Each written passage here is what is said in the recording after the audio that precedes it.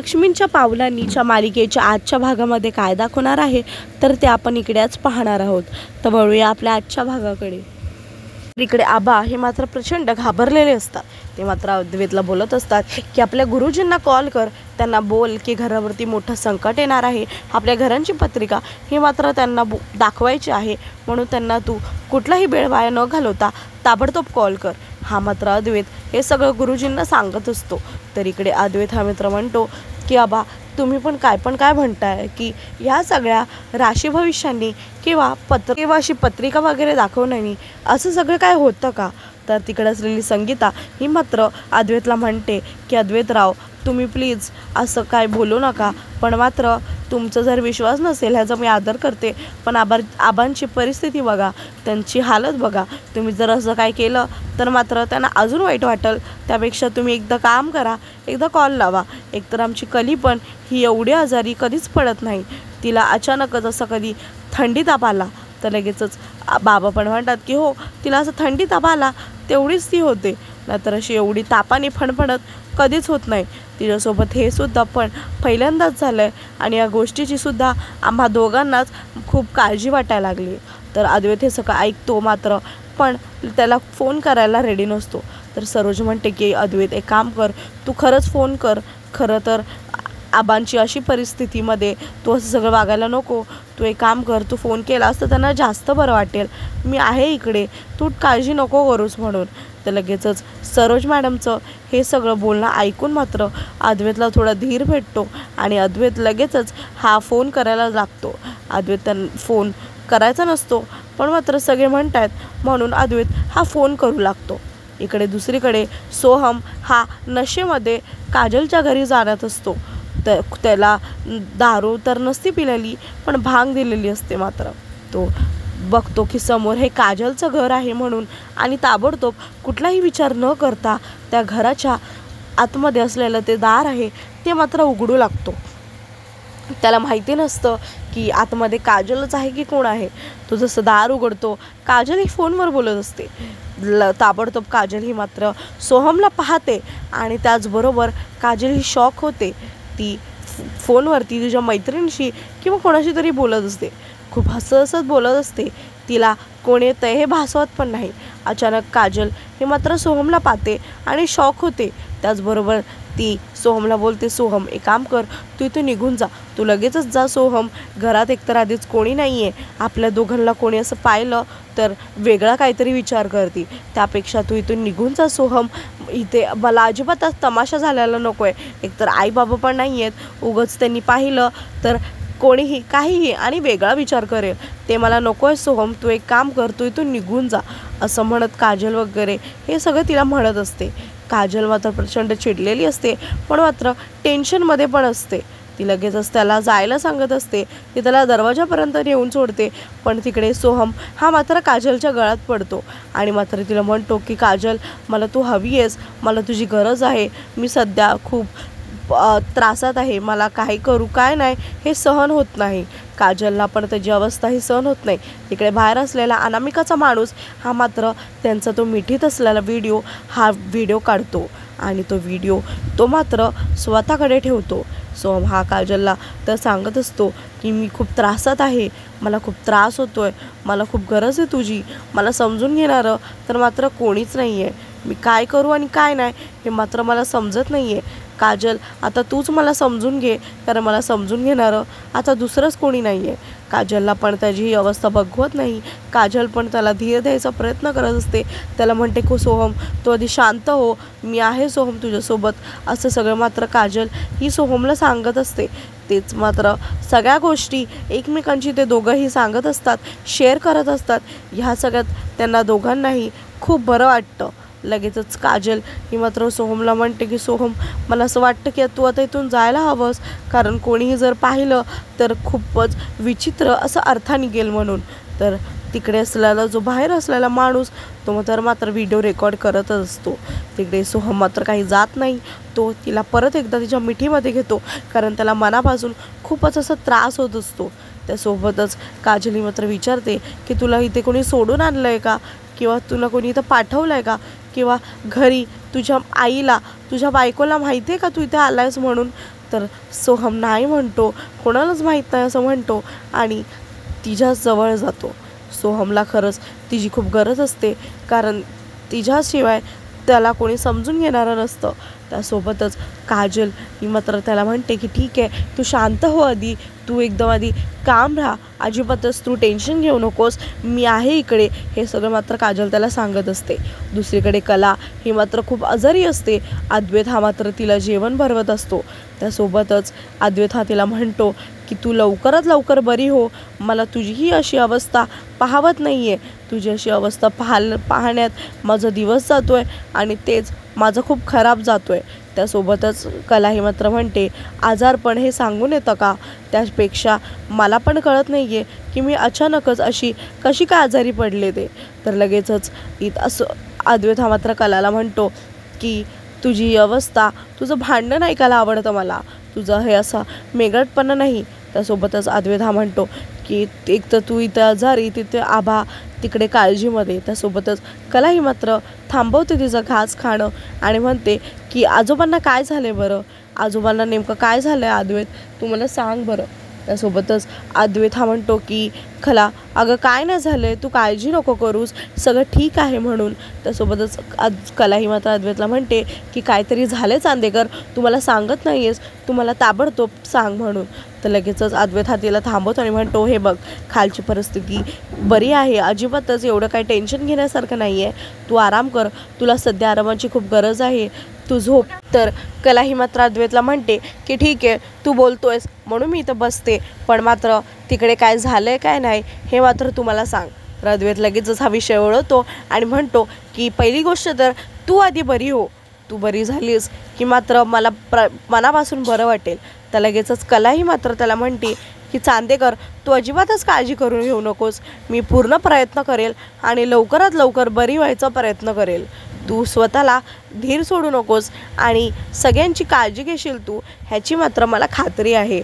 त्यासोबतच अद्वैत हा मात्र कलाला म्हणतो की जर तू तिथे आबांजवळ असतीस आणि तू त्यांच्याशी बोलली असतीस तर मात्र मला खात्री आहे की त्यांनी तुझं ऐकलं असतं म्हणून.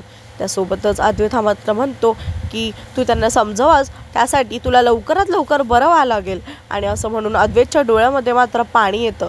लगेचच त्याला हाक येते, तेवढ्यातच अद्वैत हो आलो असं म्हणून म्हणतो. लगेचच ती कलाला म्हणतो की हे घे आधी तू खाऊन घे, तुला खाऊन घातल्यावरती मी जातो म्हणून. तर लगेचच तो तिला एक घास भरवतो आणि त्यासोबतच कला म्हणते की तू एक काम कर, तू जा, मी आहे, मी खाते म्हणून. त्यासोबतच अद्वैत हा मात्र तिकडून निघून जातो आणि कला ही मात्र विचारतच असते की नेमकं काय झालं आणि कसं झालं हे काय मला आता कळत नाही, मला लवकरात लवकर बरं व्हायला पाहिजे, म्हणजे घरामध्ये काय होतं आहे हे मात्र मला लवकरच कळेल. आणि त्यासोबत ती अंबाबाईला प्रार्थना करते की अंबाबाई जे काय चाललं आहे ते प्लीज नीट घराला ह्या सांभाळ असं म्हणून ती शांत होते. इकडे दुसरीकडे सगळेजण हे खाली जमलेले असतात, कारण खाली हे गुरुजी आलेले असतात. अद्वैत हा गुरुजींना पत्रिका देतो आणि ताबडतोब पत्रिका ही आबांच्या खोलींमध्ये घेऊन येतो. लगेचच तिकडे असलेले गुरुजी हे मात्र ताबडतोब त्यांची पत्रिका घराची ती पाहू लागतात. ती पत्रिका पाहिल्यावरती गुरुजी मात्र एकदमच आणि अचानकच असे धक्क्यामध्ये जातात. त्यांना प्रचंड अशी भीती वाटायला लागते ती पत्रिका पाहिल्यावरती. गुरुजी हे एकदमच घाबरूनच असे उभे राहतात. अद्वैत मात्र त्यांच्यावर चिडतो. अद्वैत त्यांना म्हणतो की गुरुजी काय झालंय ते नेमकं तुम्ही आम्हाला सांगा, अजिबातच आमचा वेळ वाया घालू नका, असं काय झालंय. तर लगेचच गुरुजी मात्र म्हणतात की काहीतरी खूप भयंकर आहे जे मात्र तुम्हाला संकटात पाडणार आहे. तर लगेचच अद्वैत हा मात्र म्हणतो की गुरुजी तुम्ही क्लिअरली बोला, क्लिअरली बोललात तर आम्हाला जास्त नीट समजेल, त्यापेक्षा तुम्ही जे काय आहे ते खरं खरं सांगा, तुम्ही असं घाबरताय कशाला, तुम्हीच पत्रिका पाहिलीत ना, त्यापेक्षा तुम्ही जे काय आहे ते क्लिअरली आमच्यासमोर आणि स्पष्ट बोला. तर इकडे असलेले आबाई मात्र गुरुजींना गुरुजी मी माफी मागतो तुमची, पण मात्र मला सांगा की नेमकं काय आहे ते त्याच्यामध्ये. तर लगेचच गुरुजी हे तिकडे असलेले म्हणतात की ह्या पत्रिकामध्ये खूप मोठा असा दोष आहे, तो दोष असा मला काढता येणार नाही, तुम्ही तुमच्या गावच्या गुरुजींकडून ही पत्रिका काढली होती, तर मात्र तुम्ही त्यांनाच जाऊन ही पत्रिका दाखवा, त्यांच्याकडून ह्याच्यामध्ये जे काय आहे ते तुम्हाला कळेल आणि त्यासोबतच ह्याच्यावरचे जे काही मार्ग असतील हे पण कळतील. मला दाखवल्यामुळे मला हे नाही कळणार आहे पण ह्याच्यामध्ये एक खूप मोठी गोष्ट आहे, ते म्हणजे ह्याच्यात खूप मोठा एक घोळ आहे, त्याचबरोबर एक खूप मोठं संकट हे चालून येणार आहे. तर लगेचच आबा म्हणतात की मला पण माझ्या स्वप्नात दिसत होते की आमच्या जे पूर्वज होते त्यांची सावली आमच्यावरून ही निघत चालली आहे, माझी शंका ही बरोबर आहे ना, असं सगळं मात्र आबा म्हणतात. आणि आबा खचून जातात आणि लगेचच खाली बसतात. तिकडे असलेले गुरुजी म्हणतात की तुम्ही एक काम करा, तुम्ही कुठला दुसरा वेगळा विचार करू नका, तुम्ही त्यांच्यावरती अजिबात संशय घेऊ नका आणि संशयला लांब ठेवून तुम्ही तुमच्या गावच्या गुरुजींकडे जा आणि ही पत्रिका मात्र त्यांना दाखवा, तेच तुम्हाला काय तो उपाय देतील. आबा हे प्रचंड घाबरून जातात आणि अद्वैत हा पण टेन्शनमध्ये येतो. त्याला पण आता काय करू आणि काय नाही हे पण त्याला काही सुचेनासं होतं. लगेचच अद्वैतच्या फोनवरती हा एक वेगळा असा विचित्र असा मेसेज येतो आणि तो मेसेज पाहण्यासाठी तो अद्वैत जो आहे तो आबांना इकडे आधी पाहत नाही आणि आधी अद्वैत हा आबांना समजवतो, आबा तुम्ही काळजी करू नका, सगळ्या गोष्टी मात्र ह्या नीटच होणार आहेत, आपलं घर आपण सगळ्यांनी एकत्र मिळून सावरूया, अजिबातच आपल्याला टेन्शन घ्यायचं काहीच कारण नाही आहे. लगेचच अनामिका ही मात्र लपछूप ही विचार करत असते की अजून कसा काय माझ्या मित्रांनी ह्यांना तो व्हिडिओ पाठवला नाही. तेवढ्यातच तिचा जो मित्र असतो हा मात्र अद्वैतला जो व्हिडिओ आहे तो सेंड करून टाकतो. तर अद्वैतला ही जी आवाज आलेला असतो त्यांनी इरिटेट होतं आणि लगेचच अद्वैत हा त्याचा फोन काढतो आणि त्याच्या फोनमध्ये आलेला तो सोहमचा आणि तो काजलचा जो व्हिडिओ आहे तो पाहू लागतो. अद्वैतला तर मात्र काही कळत नाही, तो अचानकच सोहम असं म्हणतो. तो जसं सोहम असं म्हणतो तसं मात्र तिकडे असलेली रजनी ही मात्र घाबरून उठते आणि मात्र म्हणते की सोहम काय झालं सोहमला असं लागते. तर तिकडे असले आबा हे पण घाबरू लागतात, त्यांना पण असं वाटतं की नेमका आत्ता काय झालं आहे म्हणून. आणि तेवढ्यातच अद्वैत हा मात्र खचून जातो, तो सगळ्यांपासून असा लांब राहतो. अनामिका मात्र खुश असते, तिला माहिती असतं की अद्वैत हा कशामुळे नाराज आहे म्हणून. तिकडे जाऊन अद्वैत हा मात्र टेन्शनमध्ये गेलेला असतो, कारण त्याला आता डबल टेन्शन आलेलं असतं. रजनी ही पण मात्र टेन्शनमध्ये येते आणि मात्र अद्वैतला विचारते की सोहमचं नाव का घेतलंस तू, काय झालं नेमकं अद्वैत, तू मला सांगशील का प्लीज, असं मात्र म्हणत असते. इकडे अद्वैत हा मात्र खचून बसलेला असतो. अद्वैतला काय बोलू सर्वांना आणि काय नाही हे काय कळतच नाही. इतक्यातच अनामिका ही त्याच्या समोर येते, त्याच्या हातामध्ये जो असलेला फोन तो घेऊ लागते. ती त्याचा फोन हा स्वतःकडे घेते. तो स्वतःकडे फोन घेतल्यास अद्वैत हा मात्र तिच्या हातातून हा फोन सोडत नाही, कारण त्याला तो फोन हा अनामिकाला दाखवायचा नसतो. पण ती खेचून घेतेच आणि त्याच्या फोनवरती आलेला तो व्हिडिओ जो आहे तो पाहू लागते. तो व्हिडिओ पाहिल्यावर ती अशी भासावते की म्हणजे नेमकं काहीतरी खूप चुकीचं घडलं आहे. मात्र हे सगळं घडून तर तिने चाललेलं असतं. तर इकडे सगळ्यांसमोर ती जो व्हिडिओ आहे ती सगळ्यांना हळूहळू तो व्हिडिओ दाखवायला लागते. आधी एक एक करून सगळ्यांकडे जाऊन तो जो काजल आणि जो सोहमचा व्हिडिओ आहे तो सगळ्यांना दाखवू लागते की कसे ते दोघं एकमेकांच्या जवळ होते आणि काय ते. हे सगळं व्हिडिओ पाहून मात्र घरातले सगळेजण शॉक होतात. सगळ्यांना आता काय करू आणि काय नाही हे सुचत नाही. सगळेजण एकदमच असे खचून गेलेले असतात, कारण आता हा व्हिडिओ हा मेन पुरावा असतो. या व्हिडिओमध्ये मात्र मेन काय घडतंय हे सगळ्यांनाच दिसत असतं. त्यासोबतच अनामिका ही मात्र कोसळून रडत असते, पण मात्र तिचं हे रडणं हे नाटक कोणालाच दिसत नाही, फक्त एकाच व्यक्तीला सोडून, ते म्हणजे रोहिणी. इथे अनामिका ही तर रडत असते की स्वतःच्याच बायकोला फसवताना ह्याला लाज कशी वाटत नाही, हा दारूच्या नशेमध्ये आता काहीही करेल का, ह्या अशा सगळ्या गोष्टीची मी कशी काय त्याला साथ देऊ शकते. ह्याला एक बायको आहे जी घरी त्याची वाट बघते, त्यासाठी सगळं काही करते, ह्याचे त्याला काहीच वाटत नाही. त्याला फक्त आणि फक्त त्याच्या लग्नाआधीच्या त्या व्यक्तीसोबत राहायचं आहे असं मला वाटतंय, आणि जर त्याचं राहायचं असतं तर माझ्याशी लग्न का केलं. लगेचच तिकडे असलेली जो अद्वैत आहे तो मात्र सोहमला कॉल करायला लागतो. तिकडे संगीता पण ही काजलला कॉल करायला लागते. ते दोघंही दुसऱ्याला कॉल करत असतात, तर ते दोघंही मात्र कॉल उचलत नाही. अनामिका मात्र खुश असते, तिला एकच गोष्ट हवी असते, ती तिने घडून टाकलेली असते, कारण तिला घरामध्ये सुख शांती ही नको असते. लगेचच ती मात्र विचारच करत असते की ह्यांनी काय केलं असेल नेमकं. तर लगेचच तिकडं तिचा मित्र जो आहे तो त्याच्या फोनचं जे सिम कार्ड आहे ते बाहेर काढून टाकतो आणि सिम कार्ड ते पायाने कोसळतो. त्यासोबतच त्याला एक गोष्ट मात्र कळलेली असते की ते सिम कार्ड नेमकं काय करायचं आहे ते, आणि ते सिम कार्ड तो फेकून देतो. तो जसा सिम कार्ड फेकून देतो, अद्वैत मात्र त्या माणसालाच कॉल करायचा प्रयत्न करत असतो. सिम कार्ड फेकल्यामुळे त्याचा काही कॉल लागेनासा होतो.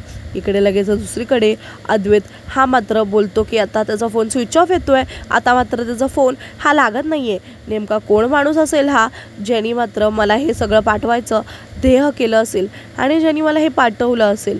त्यासोबतच अद्वैत हा मात्र कन्फ्युजनमध्ये पडतो की नेमकं हे सगळं काय आहे आणि काय घडतंय हे मात्र आता शोधून काढावंच लागेल. त्यासोबतच अनामिका ही मात्र खूप रडत असते. तिला काय करू आणि काय नाही असं वाटतं. तिला फक्त घरामध्ये तमाशा घालायचा असतो हे मात्र खरं आहे. पण इकडे अनामिका ही मात्र रोहिणीच्या सोबतीने खूप काही गोष्टी प्लॅन करत असते. पण इकडे एकटीच ही सोफ्यावरती जाऊन रडत असते. तिला कळत नाही की तिचा नवरा हा तिच्याशी असं कसं काय वागू शकतो. ते आधी पण खूप वेळा त्यांनी असं तिच्याशी वागले म्हणून. त्यासोबतच मी काही मात्र अद्वैतला सांगते की काही झालं तरी सोहू हा मात्र माझ्याच बाजूनीच असायचा, माझ्यासोबतच असायचा.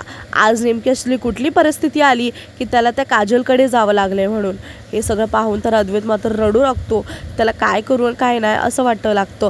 कारण कुठेतरी अनामिका ही मात्र त्याचीच जबाबदारी असते. संगीता आणि बाबा मात्र काजलला हे फोन करत जात असतात.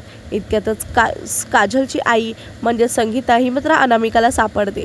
त्यासोबतच तिला म्हणते की एक काम करा, तुमच्या मुलीला सांगा की तिने दागिने वगैरे मंगळसूत्रे घालून याच घरात राहायला यावं, कारण आता त्या घरापेक्षा तिला हेच घर तिचं जास्त प्यार आहे ना. हे सगळं मात्र अनामिका ही संगीताला सांगत असते. त्यासोबतच अद्वैत आता ह्याच्यावरती काहीच बोलू शकला नसता, कारण काय बोलण्यासारखंच नव्हतं. तर इकडे जी सरोज मॅडम आहे ती कलाच्या खोलीत आलेली असते. ती कलाला हात ठेवते आणि मात्र कला ही थोडीशी जागी होते. त्यासोबतच ती तिला म्हणते की झोप म्हणून, कारण तिची तब्येत खूपच खराब असते.